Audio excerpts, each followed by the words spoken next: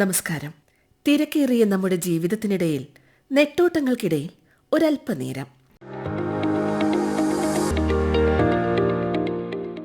മനസ്സിന് സന്തോഷവും പ്രചോദനവും നൽകുന്ന കുറച്ച് കൊച്ചു കൊച്ചു വിശേഷങ്ങൾ കേട്ടാലോ?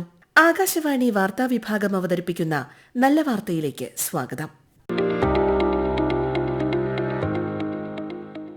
മലയാളിക്ക് നോവുന്ന ഒരു ഓർമ്മയാണ് മലവെള്ളപ്പാച്ചിലിൽ തകർന്ന വയനാട് ജില്ലയിലെ ചൂരൽമല. ആ സംഭവം സമ്മാനിച്ച മുറിപ്പാടുകൾ ഉണങ്ങാത്ത ഒരു കൂട്ടം മനുഷ്യരുണ്ട് അവിടെ ഇന്നും. ഉറ്റവരെയും ബന്ധുക്കളെയും സുഹൃത്തുക്കളെയും നഷ്ടപ്പെട്ടതിന്റെ ആഘാതം അതിജീവിച്ച് ജീവിതം മുന്നോട്ട് കൊണ്ടുപോകാൻ ആത്മശക്തി നേടിയ ഒരു കൂട്ടം മനുഷ്യർ.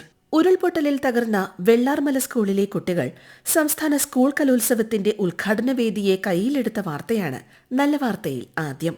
ജീവിതത്തിലെ ഏറ്റവും ഭയാനകമായ ദുഃഖമാർന്ന ഒരേട്. അതിൽ നിന്നവരെ അതിജീവിപ്പിക്കാനുള്ള സർക്കാരിന്റെ, സമൂഹത്തിന്റെ, അധ്യാപകരുടെ ഒരു ശ്രമം. അതാണ് ഈ കുട്ടികളെ സംസ്ഥാന സ്കൂൾ കലോത്സവത്തിന്റെ ഉദ്ഘാടന വേദിയിലേക്ക് എത്തിച്ചത്. വെള്ളാർമല സ്കൂളിലെ അധ്യാപകനായ ഉണ്ണിമാഷ് നല്ല വാർത്തയോട്.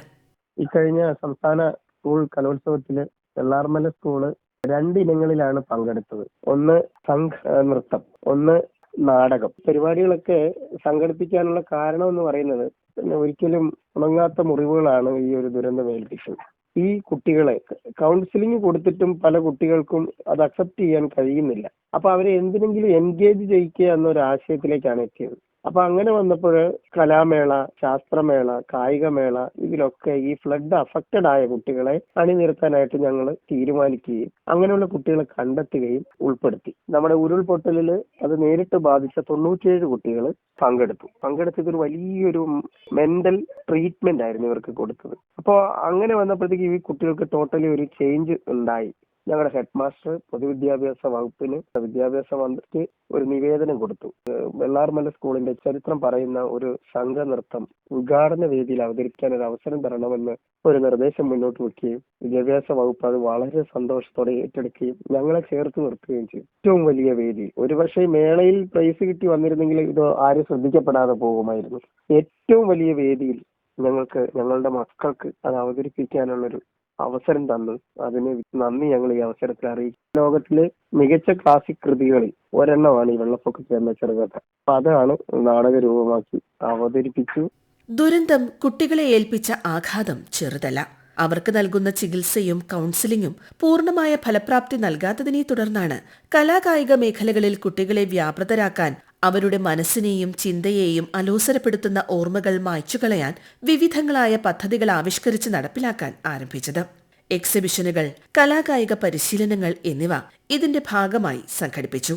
കുട്ടികൾക്ക് നൽകുന്ന മാനസിക പിന്തുണയുടെയും ചികിത്സയുടെയും ഭാഗം കൂടിയാണിത്. കുട്ടികൾ മനസ്സറിഞ്ഞു തന്നെ പരിശീലിച്ചു. സദസ്സിനെ ഒന്നാകെ കയ്യിലെടുത്തു.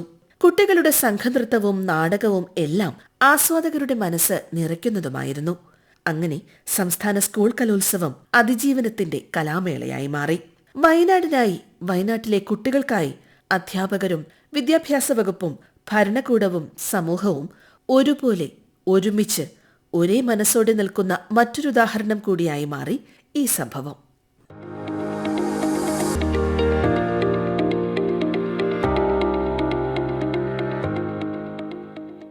മഞ്ഞണിഞ്ഞ് മനോഹരിയായി മൂന്നാർ. തെക്കിന്റെ കാശ്മീരായ മൂന്നാറിൽ താപനില മൈനസിലെത്തി. മുൻവർഷത്തേതുപോലെ ഒരു മഞ്ഞുവീഴ്ചയും പ്രതീക്ഷിക്കാം. മലയാളിക്ക് അപൂർവമായ കാഴ്ച. കന്നിമല, ദേവികുളം, അരുവിക്കാട്, ചെണ്ടുവരെ, സൈലന്റ് വാലി എന്നിവിടങ്ങളിലെ താപനിലയാണ് മൈനസിലെത്തിയത്. കൂടാതെ വട്ടവട മേഖലയിലും അതിശൈത്യമാണ് അനുഭവപ്പെടുന്നത്. മൂന്നാറിലെ വെള്ളക്കെട്ടുകളും ജലാശയങ്ങളുമെല്ലാം തണുത്തുറഞ്ഞിരിക്കുകയാണ്. പുൽമേടുകളെല്ലാം മഞ്ഞൻ കടങ്ങളിൽ പുതഞ്ഞിരിക്കുന്നു. പുക പോലെ എങ്ങോട്ടെന്നില്ലാതെ കോടയങ്ങനെ പറന്നിറങ്ങുന്നു. ഇത് മൂന്നാറിലെത്തുന്ന ഏതൊരാളുടെയും മനം കുളിർപ്പിക്കും. വിദേശികളെയും സ്വദേശികളെയും ഒരേപോലെ ആകർഷിക്കുന്ന വിനോദസഞ്ചാര കേന്ദ്രമാണ് മൂന്നാർ. അതിശൈത്യം അനുഭവപ്പെട്ടതോടെ ഇങ്ങോട്ടേക്കുള്ള സഞ്ചാരികളുടെ ഒഴുക്കും വർദ്ധിച്ചു. 2023 ഏകദേശം 16.72 ലക്ഷം ആഭ്യന്തര വിനോദസഞ്ചാരികളാണ് മൂന്നാർ സന്ദർശിച്ചത്. ഇത് സംസ്ഥാനത്തെ മൊത്തം ആഭ്യന്തര സഞ്ചാരികളുടെ 7%. ഈ വർഷവും വൻ തിരക്കുണ്ടാകുമെന്നാണ് ടൂറിസം വകുപ്പിന്റെ പ്രതീക്ഷ.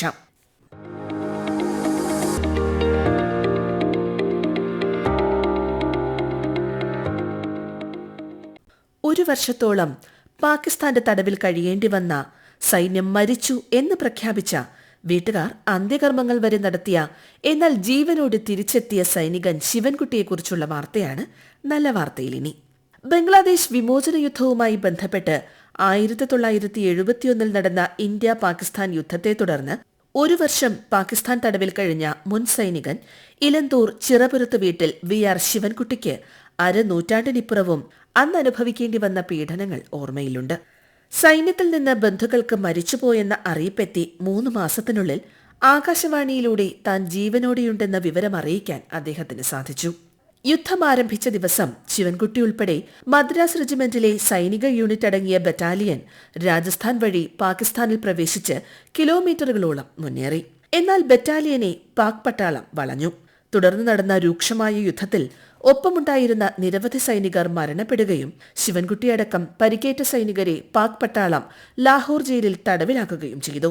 ഡിസംബർ 4 യുദ്ധം തുടങ്ങി അന്ന് തൊട്ട് ഞങ്ങൾ മുന്നോട്ട് അഡ്വാൻസ് ചെയ്ത് പോയിക്കൊണ്ടിരിക്കുകയാണ്. ഏകദേശം 250 കിലോമീറ്ററോളം പാകിസ്ഥാൻ ഏരിയ നമ്മുടെ ഇന്ത്യൻ പട്ടാളം ഉമ്മർകോട് എന്ന് പറയുന്ന ഒരു വലിയൊരു സിറ്റി ഉണ്ട്. ആ സിറ്റിക്ക് അടുത്ത് വരെ അഡ്വാൻസ് അയച്ചെന്ന് 16 മോറകോട് എന്ന് പറയുന്ന സിറ്റിക്ക് അടുത്ത് എന്ന് അവിടെ ഡിഫൻസ് എടുത്ത് കടന്നു. ഇറ്റാലിന്റെ കുറെ ആൾക്കാരേറെ മരിച്ചുപോയി.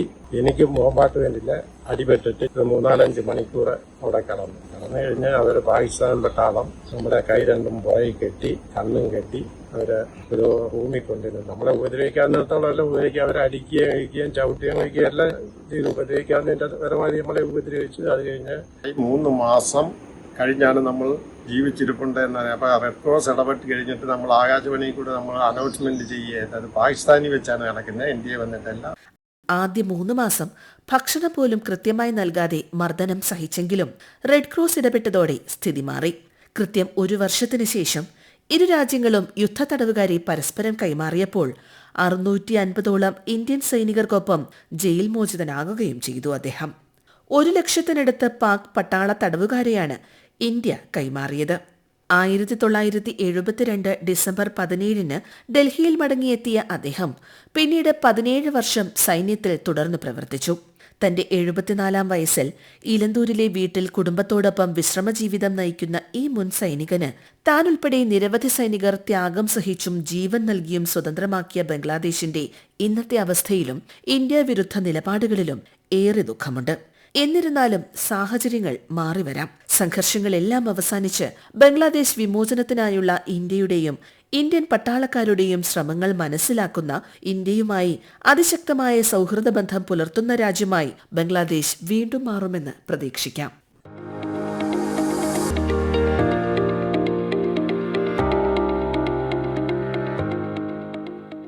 നാം നിരവധി പാലങ്ങൾ കണ്ടിട്ടുണ്ട്.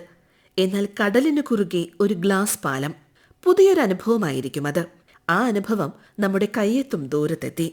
കന്യാകുമാരിയിലെ വിവേകാനന്ദ പാറയെയും തിരുവള്ളുവർ പ്രതിമയെയും ബന്ധിപ്പിച്ചുകൊണ്ട് അത്തരത്തിൽ രാജ്യത്തെ ആദ്യത്തെ കണ്ണാടിപ്പാലം ഉയർന്നിരിക്കുകയാണ്.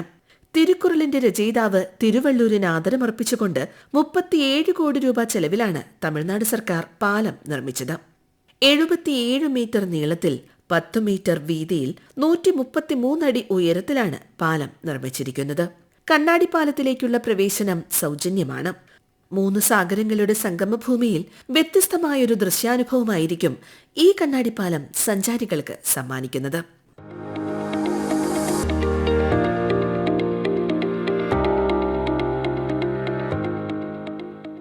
നല്ല വാർത്തകൾ അവതരിപ്പിച്ചത് ആകാശവാണി തിരുവനന്തപുരം പ്രാദേശിക വാർത്താ വിഭാഗം.